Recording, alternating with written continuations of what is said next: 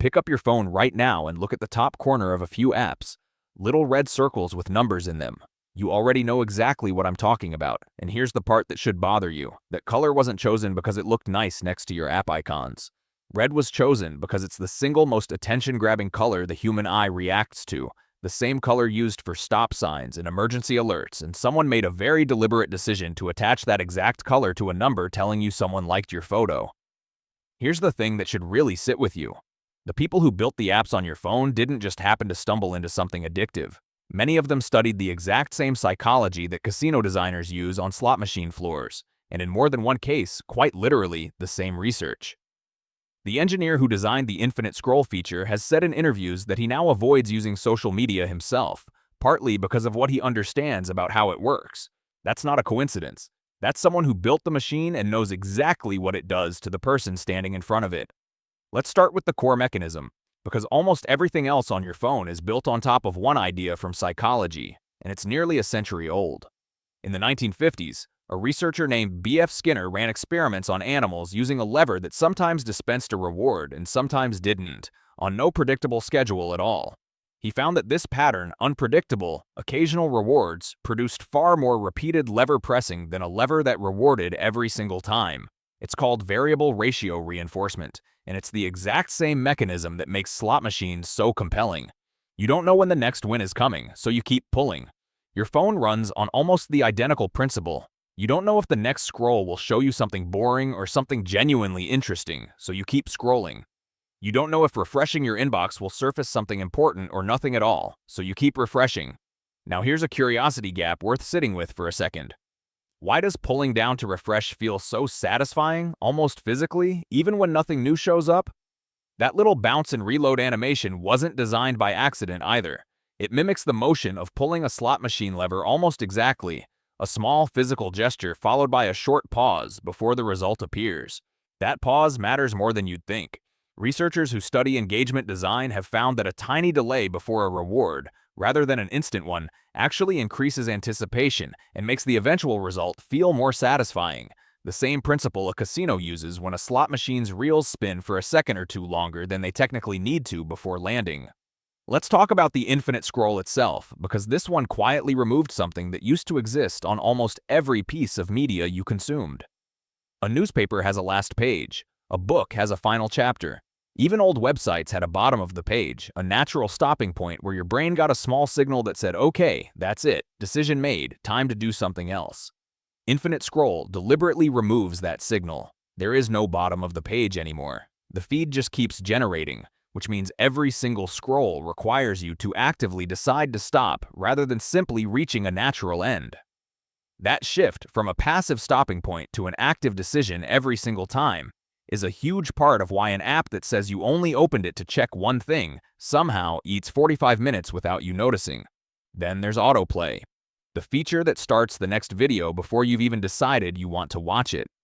This one specifically targets a very human weakness, the fact that stopping something already in motion takes more willpower than simply not starting something in the first place. Every platform with a next episode countdown or an autoplay toggle set to on by default is exploiting exactly that gap, because the setting is almost never off by default, and changing it requires you to go digging through a menu most people never open. There's also the streak, that small counter tracking how many days in a row you've done something inside an app, messaged a friend, opened a game, logged a habit. On paper, it looks like a helpful little motivator. Underneath it, it's a loss aversion trap. Once a streak reaches a certain number of days, breaking it starts to feel less like skipping something and more like losing something you already have, even though you never actually had anything tangible to begin with. That's the same psychological wiring that makes people hold on to a losing stock too long, or keep playing a slot machine to chase back what they've already lost. A streak turns a habit into a debt you feel obligated to keep paying, one day at a time, and plenty of people have opened an app they had zero interest in using that day purely to avoid watching a number reset to zero. And notifications themselves deserve a closer look because not all of them are created equal. Some genuinely need your attention. A message from a close friend, a delivery update, a calendar reminder. But plenty of notifications exist purely to pull you back into an app you'd otherwise have forgotten about for a while. A suggestion for content, a note that someone you follow posted something, a reminder that you haven't opened the app in a few days. These are engineered specifically to interrupt whatever you are doing and redirect your attention back to the platform, timed, in many cases using data about when you're historically most likely to respond. Here's where it gets a little uncomfortable to think about. None of this happened because someone at these companies is secretly evil. It happened because attention became the actual product being sold. Every extra minute you spend scrolling is a minute of advertising inventory, and the businesses behind these apps are, quite literally, financially rewarded for keeping you inside the app longer, whether or not that time is actually good for you. The incentive isn't your well-being, it's your attention, and those two things only occasionally overlap. So what actually helps? Just knowing how the trick works isn't enough to stop it. It's a bit like knowing a casino has no clocks or windows on purpose. Even when you understand that's why you lose track of time in there, you still lose track of time once you're inside. Knowing the trick doesn't cancel the trick. Your brain still reacts the same way it was designed to react. So you need real tools, not just awareness, if you actually want to change what happens. The first thing that helps a lot is turning off notifications that don't actually matter. Most of the pings and buzzes pulling you back to your phone aren't urgent at all. They're not important messages. They're not real emergencies. They're just designed to feel urgent, so your brain jumps to check them right away, almost like a reflex. Once you turn off the non-essential ones and only keep the ones that truly matter, like calls or messages from close people, you'll notice most of that constant pull disappears. Your phone gets quieter, and so does your mind. You stop getting interrupted 50 times a day for things that could have waited or that didn't need your attention at all.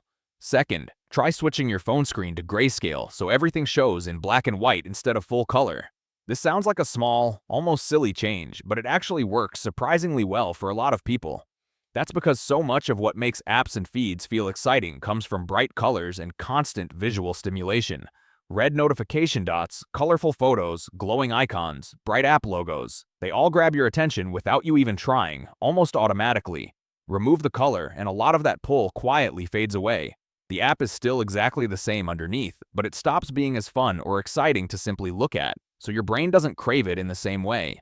Third, use the app timers that are already built into most phones today. Here's the important part though, the timer itself doesn't actually have any real power over you. You can usually just tap ignore and keep scrolling anyway, and many people do exactly that. What the timer really does is force a small pause into your day. It creates one tiny moment where you have to consciously decide, do I want to keep going or do I want to stop here? That pause is the exact thing that Infinite Scroll was carefully built to remove from your experience. Apps are designed to never give you a natural stopping point, so you can just keep going without ever truly deciding to. The timer quietly puts that decision back in your hands, even if just for a second or two. Now here's the part that matters most of all. Once you understand that your phone is running on the same basic idea as a slot machine, just wrapped in nicer colors, softer sounds, and friendlier icons, it becomes a lot easier to stop feeling bad about losing time to it. That wasn't a willpower problem. That wasn't you being lazy, weak, or undisciplined. That was a huge, well-funded system, built by smart teams, tested again and again on millions of people, working exactly the way it was designed to work, on someone who never had a fair fight with it in the first place. The random rewards, the streaks you don't want to break, the bright red notification colors, none of that was ever built for a weak version of you specifically. It was built for a completely normal, completely healthy human brain, the same kind almost everyone has. That is the only kind of brain these systems were ever designed to hook, and it works whether you're smart, disciplined, or aware of the trick or not. So the next time you lose an hour scrolling without meaning to, remember this clearly, it wasn't a personal failure on your part. It was a very well-built system doing exactly what it was designed to do all along.